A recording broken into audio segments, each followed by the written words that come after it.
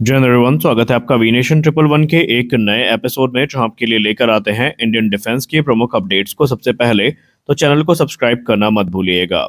आज के इस वीडियो में हम पहले बात करने वाले हैं बेसिकली भारतीय वायुसेना के एक ऐसे फाइटर एयरक्राफ्ट के बारे में जिसको लेकर फाइनली टाइमलाइन को रिवील कर दिया गया है और आडा के एक सीनियर ऑफिशियल ने इसको लेकर एक बड़ी टिप्पणी कर दी है। जी हाँ, हम बात करने वाले हैं एडवांस मीडियम कॉम्बैट एयरक्राफ्ट के बारे में। एडवांस मीडियम कॉम्बैट एयरक्राफ्ट को लेकर यूं तो अभी हिंदुस्तान एरोनॉटिक्स लिमिटेड को लेकर उठापटक चल रही है, लेकिन इसी बीच कुछ नई रिपोर्ट भी जारी कर दी गई है। और आज हम बात करने वाले हैं भारत के खतरनाक और सबसे सीक्रेट प्रोग्राम्स में से एक एमका के बारे में, यानी भारत के 5th जनरेशन फाइटर जेट के बारे में, जो आने वाले समय में चाइना के J-20 और अमेरिका के F-35 को सीधी टक्कर देने वाला है। शुरुआत करते हैं प्रोग्राम को लेकर क्या चीजें नई पता चली है। देखिए, हम सब एक बात तो भली भांति जानते हैं कि जितना अभी तक जानकारी का एक्सेस हमें मिला है, उस हिसाब से एमका कोई साधारण जेट नहीं है। ये भारत का पहला और सबसे important 5th generation fighter aircraft है, जहां पर हमें इंडिजिनस स्टेल्थ टेक्नोलॉजी देखने को मिलेगी, सुपर क्रूज कैपेबिलिटी देखने को मिलेगी, एडवांस्ड रेडार जो कि गैलियम नाइट्राइड बेस्ड होने वाले हैं वो देखने को मिलेंगे, और इंटरनल वेपन बे और बीस्ट मोड दोनों देखने को मिलने वाला है। यानी ये एयरक्राफ्ट रेडार में बिना दिखे दुश्मन पर हमला करके सुरक्षित लौटने की कैपेबिलिटी के साथ आएगा।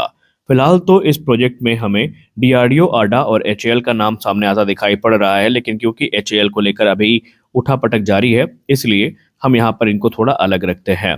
लेकिन इंडियन एयरफोर्स इनका सबसे बड़ा यूजर होने वाली है। अब प्रोटोटाइप टाइमलाइन को लेकर आडा के एक सीनियर वैज्ञानिक ने अभी हाल ही में मीडिया संस्थान IDRW से बातचीत करी है और उन्होंने कुछ महत्वपूर्ण बात करी है। और सबसे बड़ा सवाल कि एमका उड़ान कब भरेगा, इसको लेकर चर्चाएं काफी तेज हुई हैं। रिपोर्ट्स की बात माने तो पहला प्रोटोटाइप हमें 2028 के अंत तक रोल आउट होता नजर आएगा। इसके बाद आडा के वैज्ञानिक ने ये कहा कि पहले प्रोटोटाइप को रोल आउट होने के बाद आप देखेंगे कि 8 से लेकर 9 महीने में प्रत्येक हमें एक नया जो फाइटर जेट प्रोटोटाइप है ये रोल आउट होता नजर आएगा। टोटल 5 प्रोटोटाइप बनाए जाने हैं और अंतिम प्रोटोटाइप को एरोनॉटिकल डेवलपमेंट एजेंसी की तरफ से 2031 में रोल आउट किए जाने का प्लान सामने रखा गया है। मतलब 2028 से लेकर 2031 तक लगातार टेस्ट फ्लाइट्स एमका की होती हमें नजर आएंगी। और ये फेज सबसे जरूरी होता है, क्योंकि यहीं से पता चलता है कि फाइटर जेट ने टेस्ट को पास किया है, वो हिट होगा या फेल।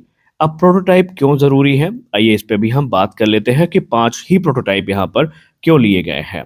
देखिए, इतना तो कंफर्म है कि एमका के 5 अलग अलग प्रोटोटाइप्स हमें देखने को मिलने वाले हैं, लेकिन ये ऐसे ही नहीं बनाए जा रहे हैं, इनका अपना एक उद्देश्य है।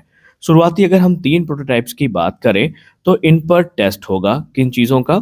इस पे जो उड़ान कंट्रोल है यानी फ्लाइट कंट्रोल टेस्ट है, ये किए जाएंगे। स्पीड हो गया, स्टेल्थ डिज़ाइन हो गया और एवियोनिक्स जो हो गई, इनको टेस्ट करने के लिए शुरुआती जो 3 प्रोटोटाइप्स हैं ये यूज़ किए जाएंगे। यानी प्लेन कितना स्टेबल है, सारे फंक्शन आराम से काम कर रहे हैं या नहीं, कोई समस्या है या नहीं, इन सारी चीज़ों का पता शुरुआती 3 प्रोटोटाइप्स में लगाया जाएगा। और अंत के जो 2 प्रोटोटाइप होने वाले हैं, इन पर मिसाइल टेस्ट, बॉम्ब ड्रॉप और वार सिमुलेशन की जिम्मेदारी होने वाली है। यानी असली जंग के दौरान ये कैसे मिसाइल को ड्रॉप करेंगे, मिसाइल का इंटीग्रेशन कैसे होगा, कैसे चीज़ें वहाँ पर व्यवस्थित करी जाएंगी, इन सारी चीज़ों की तैयारी ये अंतिम 2 प्रोटोटाइप में की जानी है। और ये स्ट्रेटजी भारत की नई नहीं है, बल्कि ऑलरेडी अमेरिका और रूस इसका इस्तेमाल करते हैं। आडा के वैज्ञानिक ने एक बात जो वो काफ़ी अच्छी बोली और व्यक्तिगत तौर पर वो मुझे काफ़ी अच्छी लगी। उन्होंने कहा कि हमने तेजस की टाइमलाइन से बहुत कुछ सीखा है और हमने चीज़ों को शॉर्ट रखने का प्रयास किया है कि जो टेस्टिंग पीरियड है उसको कम से कम रखा जाए और जल्दी से जल्दी भारतीय वायुसेना के लिए प्लेन को रेडी किया जाए। अब सवाल ये उठता है कि प्रोडक्शन कब से शुरू होगा, और यही असली सवाल है। देखिए, इंडियन एयरफोर्स को एमका कब मिलेगा ये हर कोई जानना चाहता है। तो इसका सीधा जवाब ये है कि आडा फिलहाल 2034 से प्रोडक्शन को स्टार्ट करने वाली है। पहले बैच में हमें 40 एयरक्राफ्ट देखने को मिलेंगे।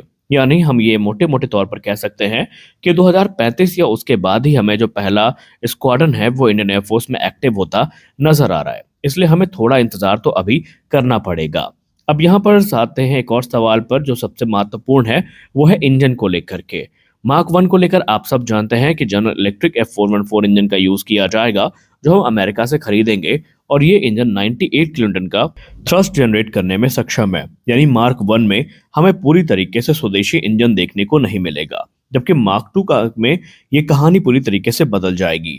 मार्क 2 में भारत और फ्रांस का जो इंजन है वो देखने को मिलेगा, जो कि 120 से 130 किलोन्यूटन की पावर जनरेट करने में सक्षम होगा और ये ज़्यादा ताकतवर होगा। लेकिन इसके लिए भी हमें तकरीबन अभी 1 दशक का इंतजार करना पड़ सकता है, क्योंकि अभी तक डील फाइनलाइज नहीं हुई है और जब तक डील फाइनलाइज नहीं होगी हम इस चीज़ को कंफर्म तौर पर नहीं कह सकते कि भारत में ये जो इंजन रेवोल्यूशन है वो कब आएगा। लेकिन इस प्रोग्राम में प्राइवेट सेक्टर की भूमिका को भी हम नज़रअंदाज नहीं कर सकते। एचएएल इस प्रोग्राम से जुड़ेगी या नहीं जुड़ेगी वो तो बात की बात है, लेकिन इस समय Tata advance system limited, Larsen Toubro, Adani, Mahindra और दूसरी कई कंपनियां जो है प्रोग्राम में compete कर रही हैं। इनमें से कुछ का नाम भी सामने आ चुका है और इन्हीं के ऊपर ये जिम्मेदारी होगी कि ये फास्ट प्रोडक्शन, बेटर क्वालिटी और ज़्यादा जॉब्स को क्रिएट करेंगी, जिससे कि भारत को चौतरफा जो विकास है एमका के इर्द गिर्द वो होता नजर आएगा और मेक इन इंडिया इनिशिएटिव को मजबूती मिलेगी। अब यहाँ पर एमका में सारे सिस्टम एक साथ तो आएंगे नहीं, ये धीरे धीरे जुड़ेंगे। पहले उड़ान, फिर रडार, फिर सेंसर, फिर वेपन, ये सारी चीज़ें हमको चरणबद्ध तरीके से देखने को मिलेंगी और इनमें से कुछ सिस्टम बन के तैयार हैं तो कुछ का डेवलपमेंट इस समय चल रहा है। अब यहाँ पर दोस्तों सच बात तो ये है कि भारत के बहुत सारे प्रोजेक्ट डिले हुए हैं। उसके बाद से हमारे जो अभी रक्षा विशेषज्ञ हैं वो अपने आप में थोड़े कंफ्यूज नजर आते हैं कि भारत में इतने प्रोजेक्ट डिले हुए हैं, क्या इसका प्रभाव एमका में देखने को मिलेगा।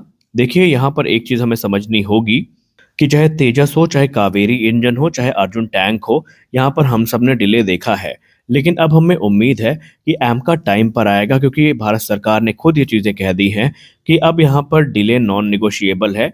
टाइम को लेकर जो चीज़ें हैं वो नॉन निगोशिएबल है, उससे हम कोई समझौता नहीं कर सकते हैं। और अगर एमका सही समय पर सफल हुआ तो भारत 5th जन क्लब में तो एंट्री पा ही जाएगा। सबसे खास बात यह है कि 5th जनरेशन टेक्नोलॉजी में हम आत्मनिर्भर बनेंगे और हमारे पास हमारी वायुसेना एक मजबूत स्थिति में आती नजर आएगी और चाइना और पाकिस्तान को इससे ज़्यादा क्लियर मैसेज और कुछ नहीं हो सकता है।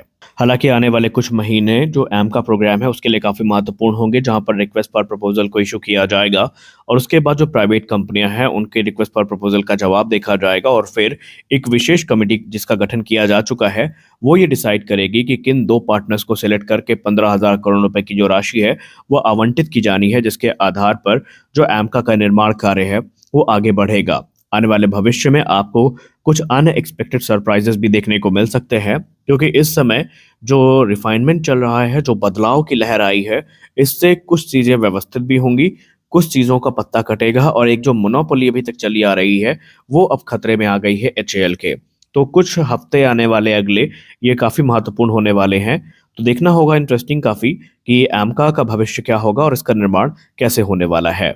तो इस वीडियो में बस इतना ही, मिलते हैं अगले वीडियो में, तब तक के लिए जय हिंद।